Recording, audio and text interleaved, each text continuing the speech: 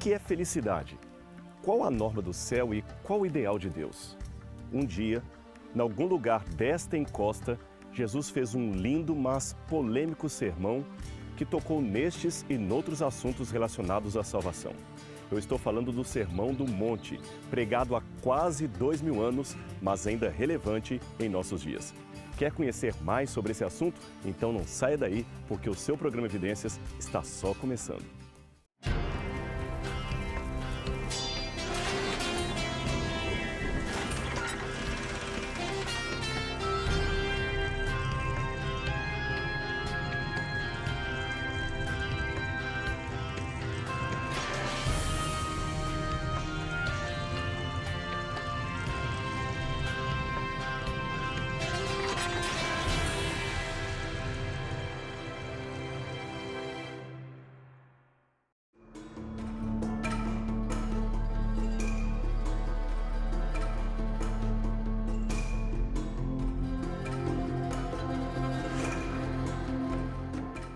Vendo as multidões, Jesus subiu ao monte e se assentou. Seus discípulos aproximaram-se dele e ele começou a ensiná-los. Mateus 5, 1 e 2. Eu fico imaginando então Jesus chegando aqui com seus discípulos. 2000 anos se passaram desde então. Quem sabe estavam ali Pedro, Tiago, João. E por que Jesus se assentou? Não era porque ele estivesse cansado, mas porque ia ensinar. A Igreja Católica, na verdade, demarcou muitos lugares sagrados na região como sendo sítios onde ocorreram episódios da vida de Cristo. Dentre estes, existe um belo templo construído na encosta montanhosa da Galileia, na qual, acredita-se, foi feito o Sermão da Montanha. É linda a vista do Lago Tiberíades a partir deste ponto, e a Igreja das Bem-aventuranças, erguida no local no final de 1930, foi uma obra de arte espetacular. O seu arquiteto foi Antônio Baluzzi, contratado pelo Vaticano para fazer muitas das construções católicas na Terra Santa. A Igreja das Bem-aventuranças realmente é um local muito agradável e próprio para a meditação nas coisas de Deus, especialmente por causa dos jardins bem cuidados e da receptividade que têm mesmo pessoas que não professam o catolicismo. Mas, como eu disse, não podemos dizer que realmente foi ali que Jesus deu os seus ensinamentos. Só podemos dizer que foi em algum canto desta montanha. Mas não importa o local exato. O que interessa aqui é a força das palavras de Cristo que ecoam pela acústica do tempo, causando admiração e espanto até hoje. Na cultura do Antigo Oriente Médio, coisas importantes não podiam ser ditas em pé, mas assentadas, para indicar que não deveriam ser ditas com pressa, olhando para a hora, com vontade de ir embora. Se alguém tivesse algo importante para conversar com o outro, a resposta cortês, educada, deveria ser: sim, então vamos nos assentar um pouco. Que lição para nós que vivemos num mundo de tanta correria, não é mesmo? Talvez o que mais precisemos neste momento é aprender com a calma dos mais antigos, que certamente não eram tão apressados como nós. Temos tanta tecnologia para abreviar nossos trabalhos, tantos atalhos tecnológicos e, mesmo assim, somos atarefados pela terrível falta de tempo. O relógio não para nós. Talvez seria bom refletir sobre o conhecido poema de Antônio das Chagas, um velho monge do século XVII.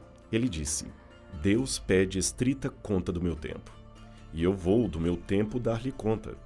Mas como dar, sem tempo, tanta conta, eu que gastei sem conta tanto tempo? Para dar minha conta feita a tempo, o tempo me foi dado e não fiz conta.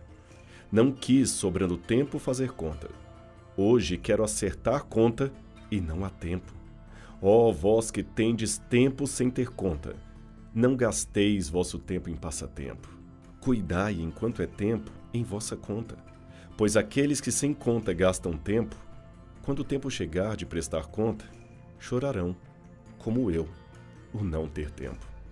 As bem-aventuranças começam, portanto, com uma nota indireta de apelo ao tempo. Subir ao monte, parar, sentar, ouvir a voz de Jesus. E por que ele vem ao monte? Por que não ensinou as mesmas coisas lá de baixo? Na mentalidade bíblica, o monte sempre foi símbolo geográfico da presença de Deus, em contraste com o vale e os abismos, que são signo da ausência divina. Elevo os meus olhos para o monte, de onde me virá o socorro? O meu socorro vem do Senhor, que fez os céus e a terra. Salmo 121, 1 e 2. Veja que fantástico esse trecho de Isaías sobre o sentido teológico da montanha na visão judaica. Palavra que em visão veio a Isaías, filho de Amós, a respeito de Judá e Jerusalém. Nos últimos dias, acontecerá que o monte da casa do Senhor será estabelecido no cimo dos montes, e ele se elevará sobre os outeiros, e para ele afluirão todos os povos. Irão muitas nações e dirão: Vinde, subamos ao monte do Senhor, à casa de Deus de Jacó, para que nos ensine os seus caminhos e andemos pelas suas veredas, porque de Sião sairá a lei e a palavra do Senhor de Jerusalém. Ele julgará entre os povos e corrigirá muitas nações. Estas converterão as suas espadas em rélias de arado e as suas lanças em podadeiras. Uma nação não se levantará a espada contra outra nação, nem aprenderão mais a guerra. Vinde, ó casa de Jacó, e andemos na luz do Senhor. Isaías 2, 1 a 5. Se você notar bem, Mateus escolhe de propósito aqueles elementos da vida de Cristo que o assemelham àquele profeta semelhante a Moisés e que os discípulos e os judeus estavam esperando. Aliás, foi Moisés mesmo que falou da vinda desse grande profeta. O Senhor teu Deus te suscitará do meio de ti, dentre teus irmãos, um profeta, semelhante a mim. A ele ouvirás. Deuteronômio 18, verso 5. Mateus então mostra que Jesus é esse profeta. E como ele faz isto? Escolhendo literariamente os aspectos da vida de Jesus que apontavam para isso. Preste atenção. Jesus nasce, ok? Um monte de crianças morrem porque Herodes manda matá-las e Jesus escapa. Moisés também nasce, muitas crianças morrem porque Faraó ordenou matá-las e Moisés escapa. Quando Jesus escapa, ele vai para o Egito. Quando Moisés escapa, ele também vai para o Egito. Moisés passa 40 anos no deserto. Jesus passa 40 dias no deserto.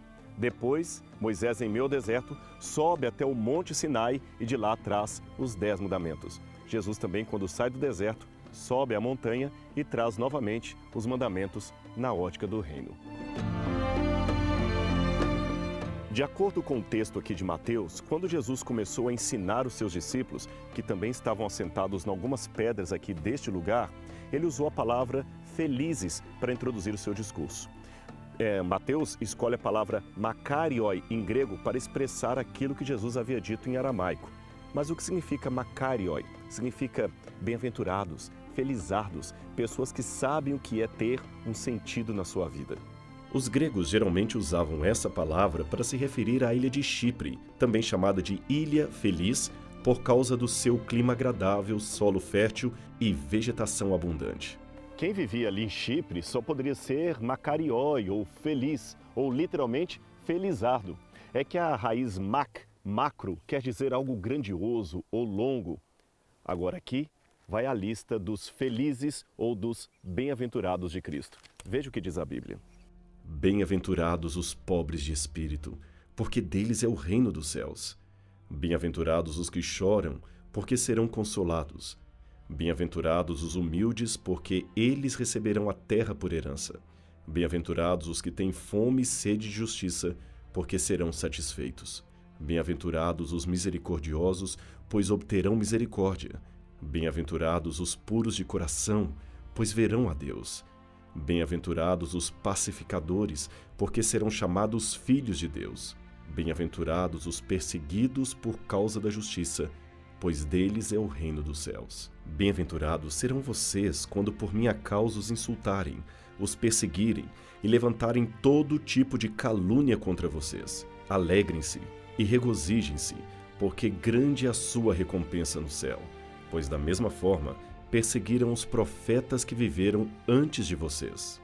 O curioso é que, olhando aqui essas palavras de Cristo, elas podem até parecer poéticas, mas a princípio, eu confesso que não parecem fazer muito sentido. Veja bem, aqui diz que felizes são os pobres, os que choram, os famintos, os que são perseguidos. Isso é irônico. Parece que felizes são exatamente os infelizes. Seria Jesus um sádico ou um incentivador do masoquismo? Mas o que é felicidade? Será que Jesus errou em chamar de felizes pessoas que padecem de problemas e necessidades? Vivemos numa época de tremendo consumismo e materialismo e, por isso, fica difícil digerir a ética do Sermão do Monte. Para nós, ser feliz é sinônimo de possuir. O grande problema é que nunca somos felizes mesmo entrando de cabeça no consumismo. Mas por quê? Se formos honestos na resposta, perceberemos que o grande problema do consumo é que ele não sacia. E sabe por quê? De acordo com Sigmund Freud, o pai da psicanálise, a felicidade está baseada na realização do desejo. Mas como um desejo provoca outros, logo o homem nunca estaria saciado e, consequentemente, nunca atingiria essa tal felicidade. Por isso sabemos que a nossa felicidade só pode estar em Deus e numa busca constante dele. Mas muitos, talvez a maioria, insistem em não buscar o sagrado. Aí, o que acontece? Elas se tornam infelizes de tanto querer ser felizes. A vida se torna uma constante oscilação entre a ânsia de ter e o tédio de possuir. E olha que quem disse isso foi um ateu chamado Arthur Schopenhauer. Jean Baudrillard, autor do livro A Sociedade do Consumo, dizia: "Não compramos objetos para possuí-los e sim para destruí-los. A cada nova campanha já estamos pensando na próxima. A efemeridade da moda acaba funcionando como antídoto para curar a ansiedade e saciar em pequenas porções a sede de emoções. A cada semana uma nova coleção na vitrine. A cada dia um novo capítulo da novela das 8.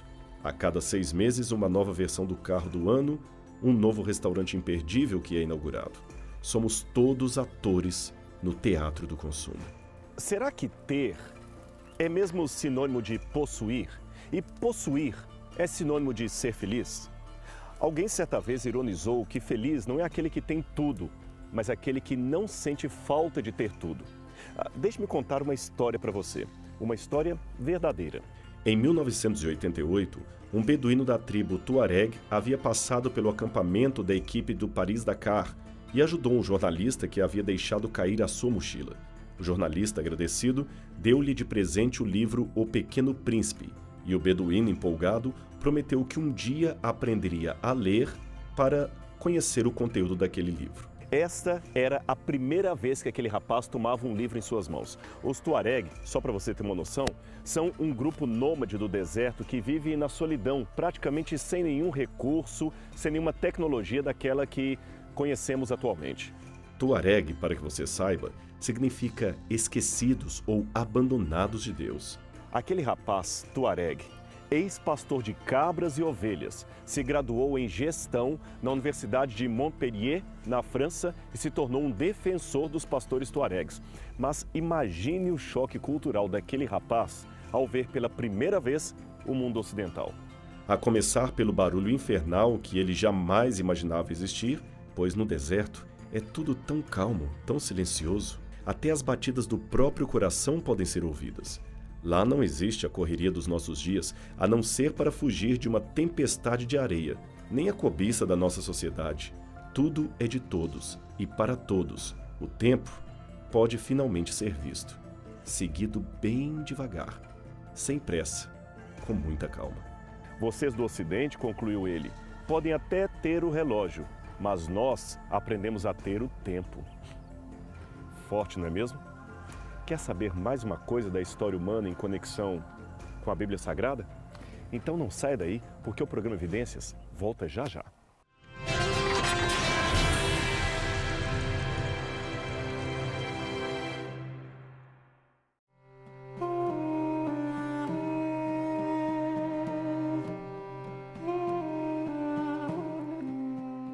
Talvez o maior problema com as bem-aventuranças seria o modo radical como elas se chocam com as nossas capacidades ou, quem sabe, com os nossos caprichos modernos.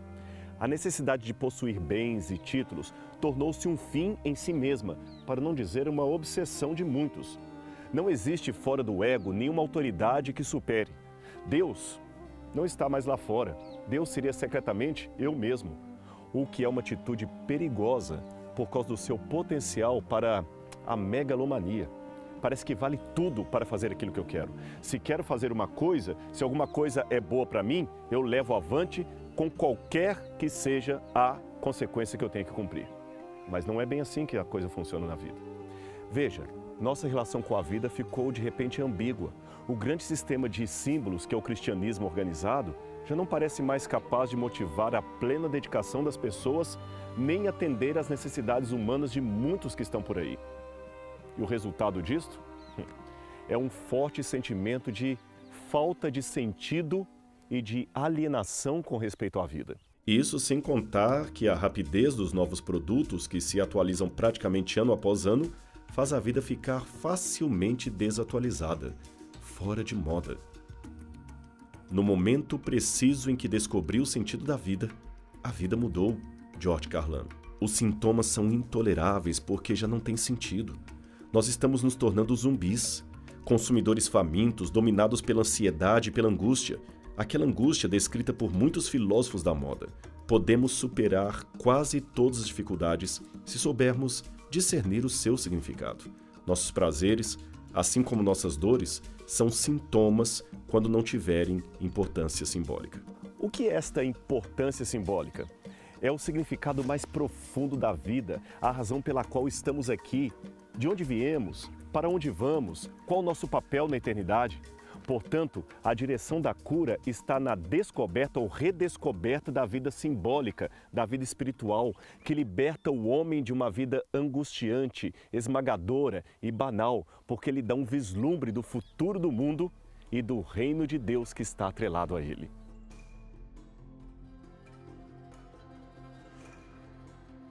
No momento presente, os que têm consciência do problema, às vezes se veem obrigados a empreender uma própria busca, uma busca individual por uma vida mais significativa. São pessoas, eu diria, de mente inquieta. Outros ainda, infelizmente, parecem alienados ao ambiente em redor, a não ser quando precisam satisfazer, você sabe, o seu próprio ego inflamado. O ego dessa pessoa é o único árbitro entre o que é certo e o que é errado, entre o que é belo e o que é feio, o que é verdadeiro e o que é falso. Jesus é radical nesse sentido. Não são os homens que definem e determinam Deus, é Deus que determina o homem. Mesmo respeitando o livre-arbítrio humano de cada um, Deus tem os seus princípios e não admitirá por toda a eternidade a existência ativa daqueles que desprezam o seu reino e a sua justiça. Agora, falando em radicalidade das demandas de Deus, quem lê as prédicas das bem-aventuranças e todo o restante do sermão tem a impressão de que esse discurso de Cristo seria muito utópico, isto para não dizer absurdo. Tentar seguir as prédicas das bem-aventuranças parece uma forma de admitir o fracasso como projeto de vida espiritual e social. O padrão parece muito elevado e inatingível, especialmente por aqueles que querem ser seguidores de Jesus Cristo. Jesus, proibindo julgar, não julgueis para não seres julgados, levou alguns a concluírem que um cristão não pode ser juiz, nem mesmo participar de um júri. A proibição contra a blasfêmia, não jureis por nada que há no céu ou na terra, tem levado alguns a se recusar ao juramento. Finalmente, o princípio de Jesus da não resistência, da não violência, tem sido aplicado até mesmo à força militar e policial. O princípio da pureza, esse é o pior, parece sugerir um Deus omnivigilante, e isto não seria nada senão um Deus mórbido. Por isso, o escritor George Bernard Shaw certa vez descreveu o Sermão do Monte como sendo uma explosão impraticável de anarquismo e sentimentalismo. Friedrich Nietzsche também complementou: toda a moral do Sermão da Montanha faz parte disso. O ser humano tem verdadeiro prazer em violentar-se com exigências exageradas. Em toda moral ascética, o ser humano reza para uma parte de si mesmo como sendo um Deus e, por isso, necessariamente, tem de demonizar a outra parte. Será que a situação seria mesmo assim? Será esta a compreensão que condiz com aquilo que conhecemos de Jesus? A interpretação medieval católica dizia que esses preceitos chamados conselhos evangélicos eram para os poucos que buscam a perfeição, em vez de mandamentos para cada um dos cristãos. A opinião predominantemente luterana, embora não necessariamente de Lutero, é que o sermão apresenta um ideal impossível que não pode ser realizado, pelo que a sua função é a de mostrar ao homem a sua inadequação. Assim, apenas desse modo, ele estará preparado para receber o Evangelho. E há aqueles críticos liberais, como Albert Schweitzer, que diziam que Jesus se equivocou pensando que o reino viria naquele tempo e, por isso, fez exigências tão radicais. Exigências, aliás, próprias apenas de quem estaria vivendo no momento último, imediatamente antes do juízo final de Deus. Assim, considerando que o reino de Cristo é um evento que nunca ocorreu, isto na opinião dos liberais, é claro, o Sermão da Montanha não se aplicaria à nossa condição atual. Mas qual seria, portanto, o entendimento destas palavras? O que Jesus quis dizer com o Sermão do Monte? Antes de responder a isto, é preciso lembrar as palavras do Dr. Martin Lloyd-Jones, que disse: cuidemos da tendência de ficar discutindo contra esses princípios. Cuidemos para não os fazermos parecer ridículos e acautelemo-nos para não interpretá-los de tal maneira que julguemos ser impossível a aplicação de qualquer um deles. A ideia do Sermão de Cristo não é montar um manual de comportamento legalista e mecânico. Trata de uma relação de compromisso com Deus. Quer ver? Vamos ler as bem-aventuranças com outros olhos. Pegue a sua Bíblia e acompanhe comigo.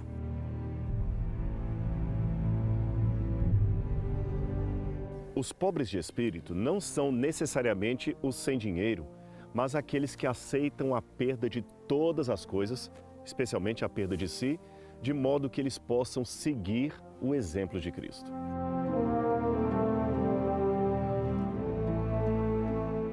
Os que choram são pessoas que vivem sem a ilusão de paz e prosperidade deste mundo, vindas apenas pela política humana. Eles são pessoas que aprenderam a não conformidade consigo mesmos e o desejo de encontrar a própria felicidade e realização na pessoa de Cristo.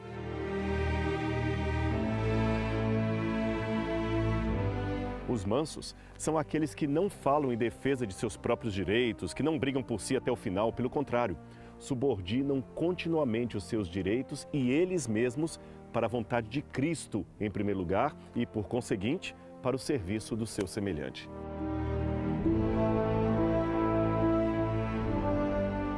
Os que têm fome e sede de justiça também renunciam à expectativa de que o homem pode fazer deste mundo um paraíso. A sua única esperança está na justiça que só o reino de Cristo pode trazer.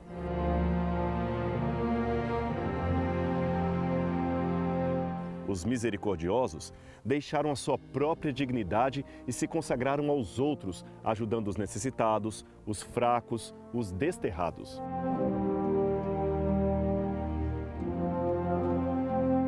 Os puros de coração já não estão preocupados em ser chamados de felizes ou de bem-aventurados pelo mundo, pelo contrário, eles se resignaram para o chamado de Cristo e o seu desejo é para o reino de Deus.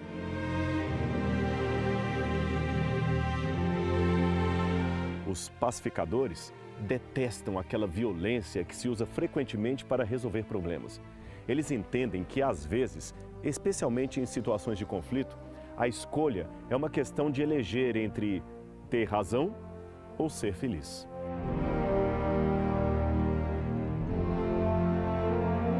Os que são perseguidos por causa da justiça estão dispostos a sofrer pela causa de Cristo. Toda e qualquer causa justa torna a sua causa, porque é parte da obra geral de Deus. O sofrimento, nesse caso, se converte em comunhão com o Pai Celestial. Finalmente, houve um teólogo que escreveu um ensaio sensacional em relação ao Sermão do Monte. Ele se chamava Dietrich Bonhoeffer e morreu enforcado num presídio nazista. Sabe por quê? Porque não aceitou participar da carnificina provocada por Hitler. Enquanto preso, ele escreveu vários conceitos importantes da teologia e entre eles o sentido de seguimento ou discipulado. Esse conceito explica bem o ideal do céu por detrás de cada palavra do Sermão de Cristo. Num só termo, Bonhoeffer dizia que o Sermão do Monte se resumia a esta palavra alemã: Nachfolge. Mas o que seria isso? Nachfolge. Folge significa consequência, sequência. Folgen, seguir, suceder. E nach seria a preposição depois, após, para, de acordo com. Assim, Nachfolge seria seguir atrás, imitando, como uma criança imita seus pais. De maneira imprecisa, é claro, mas com muita sinceridade e dedicação infantil. É isso que significa ser perfeito como perfeito é o nosso Pai que está no céu. Sabe, geralmente nós imitamos a quem amamos, a quem admiramos. E se Cristo, o Espírito e o Pai são o objeto de nossa devoção e amor, certamente imitaremos o caráter da divindade. Apresentaremos defeitos? Provavelmente.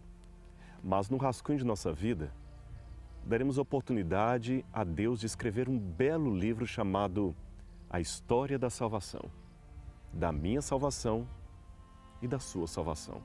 Bem, o dia já está declinando, a noite está chegando e o programa Evidências vai ficando por aqui. Mas não perca o nosso próximo encontro aqui na TV Novo Tempo. Até lá!